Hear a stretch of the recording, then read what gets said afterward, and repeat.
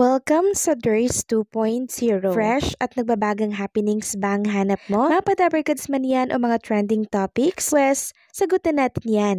Kaya naman isubscribe nyo na ang ating channel para sa mga nagbabagang balita everyday.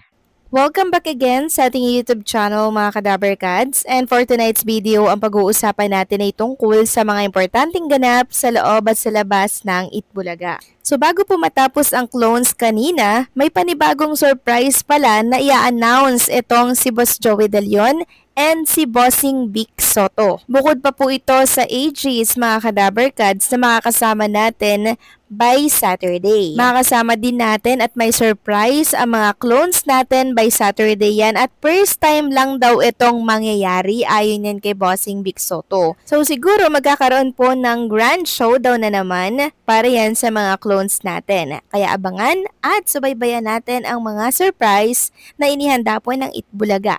Samantalang sa mga naghahanap naman po kay Atasha Mulak, nagpapagaling pa rin po siya mga Kadabarkads, pero andirito po siya sa Japan at nakasurvive nga siya kahit isang paa lang po yung gamit niya. Sabi niya nga dito, surviving Japan with one leg, so far, so good. Samantalang usapang Anjo Eliana naman tayo mga Kadabarkads, may kasagutan kasi siya sa mga nagsasabi po na laos daw si Anjo Eliana kaya ito ay nag-iingay. So anong sagot ni Anjo? Narito po. Sabi niya, okay lang akong tawaging laos, okay lang akong matanda na, okay lang akong walang pera, kaya namamalimos ako sa TikTok. Lahat yan okay sa akin yan. Kaya nga sabi ko, basta ang sagot ko at least hindi ako magnanakaw. So aminado po siya mga Kadabarkads na nangmamalimos na lamang siya dito sa TikTok. Palagi po siyang nanghihingi ng mga gift na nako-convert into cash gamit yung mga issue na pinupukol sa mga Dabarkads natin. Tapos sinabi niya, at least hindi daw siya magnanakaw. Wala pong pinagkaiba yung ginagawa niya sa magnanakaw. Kasi pinagkatiwala po sa kanya ng mga Dabarkads natin at ng mga kaibigan niya yung mga secret na yon. Pero anong ginawa niya? Binulgar niya po sa publiko ng walang pahintulot doon sa mismong may katawan. So ano yun? Anong tawag doon? Eh di magnanakaw din. Mas masahol pa nga yung ginagawa niyang kahihiyan ngayon mga Kadabarkads Dahil lahat ng tao pinagtatawanan na lamang po itong si Anjo Eliana. Pag dumating sa point na wala na pong may issue si Anjo Eliana, hindi ko alam kung saang kangkungan siya pupulutin kasi syempre wala na pong mga kaibigan na may hingan siya ng tulong dahil lahat yun sinira na niya. Samantalang another revelation na naman ang nilabas ng isang private investigator na kung saan ay supalpal dito si Mr. Anjo Eliana. Sabi po dito, sa dami ng hawak namin na info at secrets about artista and politicians, kaya namin yumaman bigla pag nilabas namin mga yan. Kaso, hindi kami ganon. Hindi lang career kasi nila masisira, pati buhay nila. Mas gugustuhin pa naming ilabas yung mga info about illegal activities nila or corruptions kesa sa mga pambababae o panlalalaki nila. So may kaugnayan po kay Mr. Anjo Eliana mga Kadabarkads kasi syempre ang daming alam po ng isang private investigator pero hindi po nila ito inilalabas. Pero kakaiba itong si Anjo Eliana mga Kadabarkads kasi pinagkakakitaan po niya yung mga sinishare sa kanyang secret ng Dabarkads at mga malalapit po na kaibigan niya.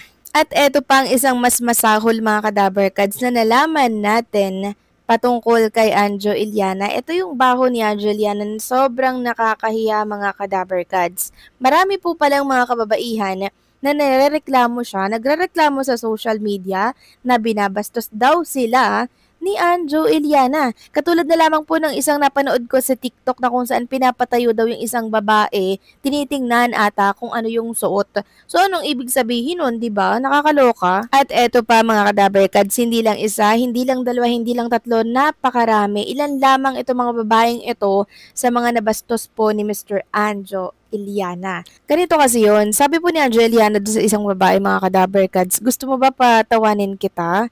Bembang daw muna. Alam niyo naman siguro yung bembang mga Kadabarkads, di ba? Then sabi po nung babae, ayoko amoy abo ka na. So supalpal siya doon. Kasi ang tanda-tanda niya na mga Kadabarkads, pero parang wala po siyang pinagkatandaan. Biruin niyo yun, mga teenager, mga bata po sa kanya yung ginaganon niya. Hindi po siya nahihiya mga Kadabarkads na, ano ba yan, napapanood ng babae niyang anak, tas ganun siya, di ba? So narito po yung tinig ni ate na kung saan ay nabastos nitong si Mr. Anjo. Apelido nun, Anjo. Ano yung Anjo Araulio? Ano yung apelido nun? Si Atom Araulo yun eh. Hindi. Ikaw, Anjo, ano yung pangalan yun?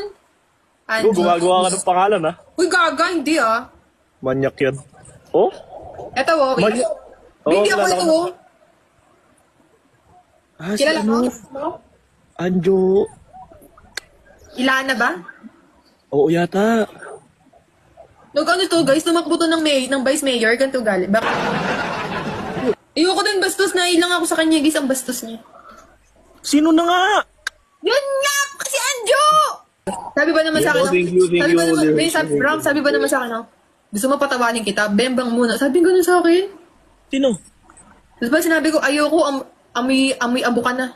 Si mga kadabarkads. Tapos ano nga ulit yung sinasabi niya sa mundo ng social media? Na mas gugustuhin niya daw na laos siya kaysa sa rapist, mga kadabarkads, no? Eh wala pong pinagkaiba sa ano yung ginagawa niya, mga kadabarkads. Pambabastos niya po at pangbababoy sa mga babae po na nakaka-live niya dito sa TikTok. So, isa-isa na pong naglalabasan yung mga baho ni Mr. Anjo Eliana, mga kadabarkads. Huwag niya na pong antayin pa na mas lumabas or sumambulat yung pinakakatago-tagong sekreto na hawak po ng isang private investigator at alam din yan ni Nanay Christy Permin. Mabuti na nga lang po, nagtitimpi pa po no, itong si Nanay Christy kasi kung hindi, nako, nakakahiya po yung mga i-reveal niya patungkol dito kay Mr. Anjo Eliana.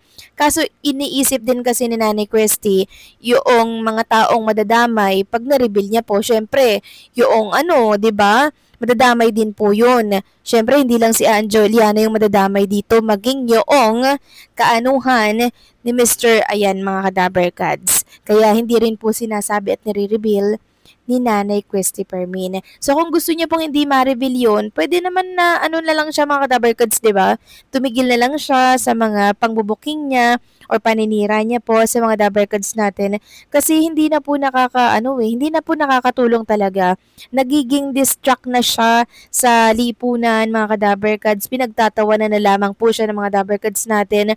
Lalo na ngayon, di ba? Nakikita natin na talagang pinapakita ng Itbulaga host na hindi sila naapektuhan sa paninira po nitong si Anjo Eliana. So malamang, naiinis lalo yang si Anjo pag nakikita po niya na parang baliwala lang sa mga dabarkads yung mga ginagawa niya pong paninira. So, sinong nakakahiya? Eh di si Mr. Anjo Eliana, mga kadabarkads, kasi wala na po siyang babalikan ng mga kaibigan, wala na rin po siyang mahihinga ng tulong dahil lahat yon sinira na niya isa-isa. So, sino kaya yung sunod na ibubuking or sisiraan ni Mr. Anjo Eliana? Grabe, nakakatakot po itong maging kaibigan. For sure, marami na pong lalayo yung mga tao sa kanila, lalo na yung mga artista at aktor dito sa showbiz industry dahil pinakilala niya kung sino talaga siya. So paano, mga kadabarkads, hanggang dito na lamang po ang update natin at maraming salamat sa patuloy na pagsuporta.